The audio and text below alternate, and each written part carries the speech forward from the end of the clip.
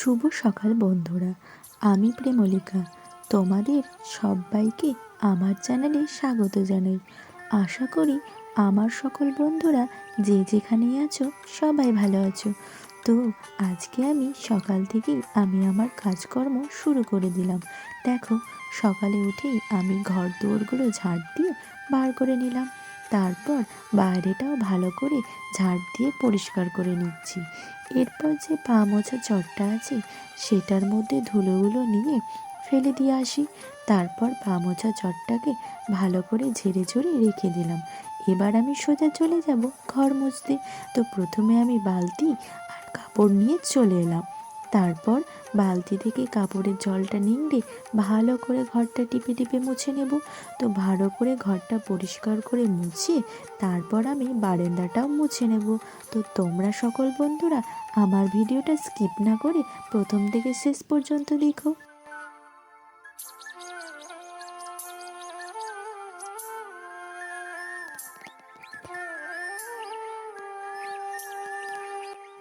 ঘর মোছা আমার হয়ে গেছে। এবার আমি চলে এলাম বারান্দাটা মুছতে। তো বারান্দাটাও আমি পরিষ্কার করে মুছে নেব। তো আমরা প্রায় প্রতিদিন ঘর মুছি, বারান্দা মুছি, আর আরও অনেক ঘর আছে সেগুলো প্রতিদিন মোছা হয় না, কারণ শীতকাল তো এমনিতেই ঘরগুলো ঠান্ডা থাকে, তাই প্রতিদিন মুছি না। কিন্তু এই ঘরটা বারান্দাটা আমরা প্রতিদিন মুছি। আর বৃহস্পতিবার, শনিবার তখন আমরা সব ঘরগুলোও মুছি। তাই আমার দেখো, তোমাদের সঙ্গে কথা বলতে বলতে ঘরটা মোছা হয়ে গেল। এবার ওগুলো সিঁড়ি আছে, তো ওখানে ছোটো ছোটো দুটো সিঁড়ি আছে, সেই সিঁড়িগুলো আমি মুছে নিলাম। ঘর মোছা, সিঁড়ি মোছা সব হয়ে গেলে আমি বস্তাটা দিয়ে দেব, যাতে কেউ আসলে বস্তার উপর পা দিয়ে আসবে, ঘরটা পরিষ্কার থাকবে। তো এইগুলো করে আমি জলটা ফেলতে চলে এলাম আমার গলি দিকে। মানে আমাদের ঘরের যে পেছন দিকটা আছে সেই পেছন দিকে একটা সরু রাস্তা আছে, সেটাকেই আমরা গলি বলে থাকি। তো সেখানে আমরা বালতিগুলো পরিষ্কার করে ধুয়ে উবুড় করে রেখে দিলাম। এবার আমি সোজা চলে এলাম প্রদীপগুলো ধুতে, কারণ তোমরা তো জানোই যে ঠাকুরের বাসনগুলো রাত্রে ধুয়ে রাখি আর প্রদীপগুলো সকালে ধুই। তো প্রদীপগুলো ভালো করে ঘষে মেজে ধুয়ে আমি রেখে দেব। তারপর আমি সোজা চলে যাব ফুল তুলতে।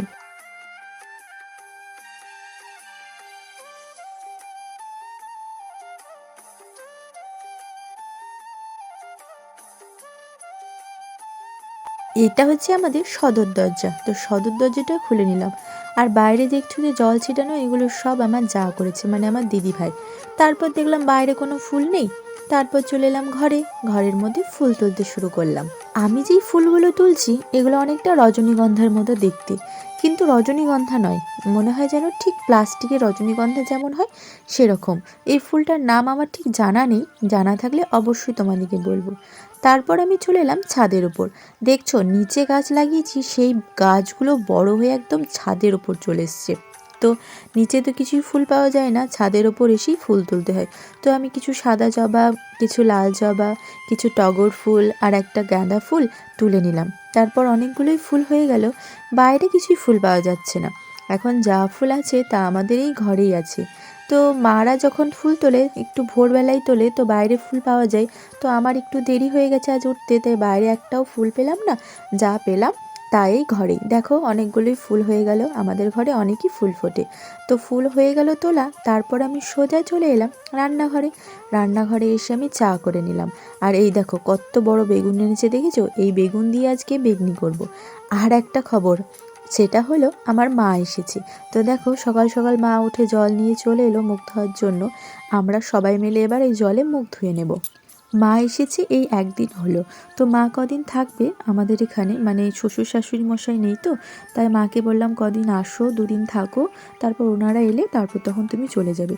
তারপর আমি আর দিদিভাই সব কাঁথা রড, লেপের রড, বালিশের রড সব খুলে নিচ্ছি, কারণ পৌষ কালো ঘোচাতে হবে। তোমরা সবাই জানো একটা পৌষ পার্বণ বলে উৎসব হয়, তখন পুরনো সব কাঁথা, কম্বল, চাদর, সোয়েটার সব কিছুই কেচে পরিষ্কার করতে হয়। তো আজকে তাই পরিষ্কার করবে। দিদিভাই বললো তুমি সব খুলে দাও, আমি সব ভিজিয়ে দেবো। তাই আমি একটা একটা করে সব বালিশের রডগুলো খুলে নিলাম, তারপর লেপের রডটাও খুলে নেবো, এই যে মশারিটাও খুলে নিচ্ছি। সব খুলিয়ে রেখে তারপর এগুলোকে গরম জলে সার্ফ দিয়ে ভিজিয়ে দেবো, তাহলে পরিষ্কার হয়ে যাবে অতি সহজেই। তো আমার খোলা হয়ে গেল। এবার বিছানাটা আমি গুছিয়ে রেখে দিই, তারপরে এগুলো সব আমরা ভিজিয়ে নেব।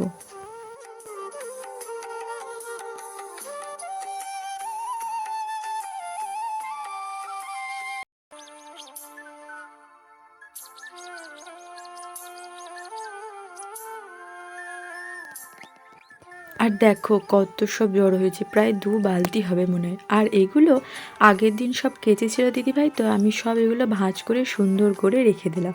তারপর চলে এলাম আমি আমাদের সোয়েটার যেগুলো আছে সেগুলো বাকি সব ভিজিয়ে নেব। তো প্রতিদিনই কাচা হচ্ছে, তো আজকে ভাবলাম সোয়েটারগুলো সব কেচে নিই। আমার বিষ্ণুর বাবার যত সোয়েটারগুলো আছে সবকে আমি ভালো করে ভিজিয়ে নিচ্ছি। কল থেকে জল নিয়ে এলাম, কলের জলটা বেশ গরমই আছে, তো সব আমি একে একে ভিজিয়ে নিচ্ছি। যেসব বন্ধুরা আমার এই ভিডিওগুলো দেখছো কেমন লাগছে তা কমেন্ট করে অবশ্যই জানাইও। আজ যদি ভালো লাগে তো অবশ্যই শেয়ার করে আরও বাকি বন্ধুদের দেখার সুযোগ করে দিও। তো তোমরা আমাকে অবশ্যই সাপোর্ট করো, তোমাদের সাপোর্ট পেলে আমি আরও ভালো ভিডিও করতে পারবো। তো দেখো কাপড়গুলো আমার ভিজানো হয়ে গেল। তোমাদের সাথে গল্প করতে করতে সমস্ত কাপড়গুলো একে একে আমি ভিজিয়ে নিলাম, 1 বালতি। বাবা, এই কাপড়গুলো আবার পুকুরে গিয়ে সব কেচে নিয়ে আসবো, তারপর এগুলোকে মেলতে হবে।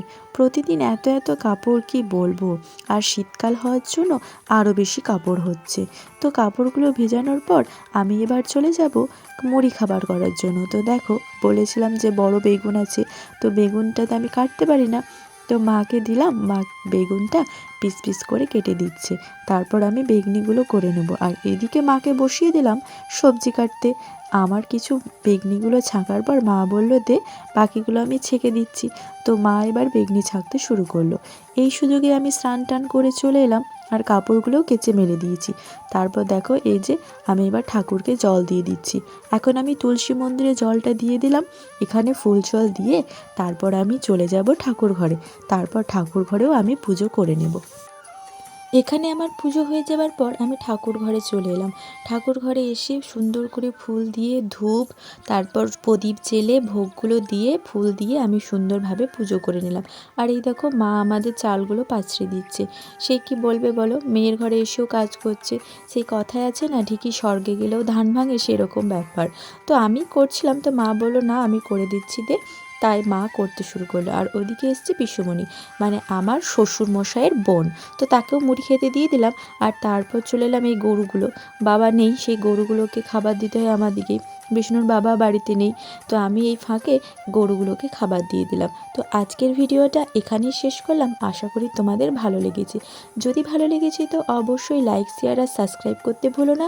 তোমরা যে যেথায় আছো ভালো থেকো, সুস্থ থেকো। তো এরপর দেখো বাবু আর অনন্যা এদিকে খেলছে, তো ওদের একটু ভিডিও করে নিলাম। তো সকল বন্ধু ভালো থেকো।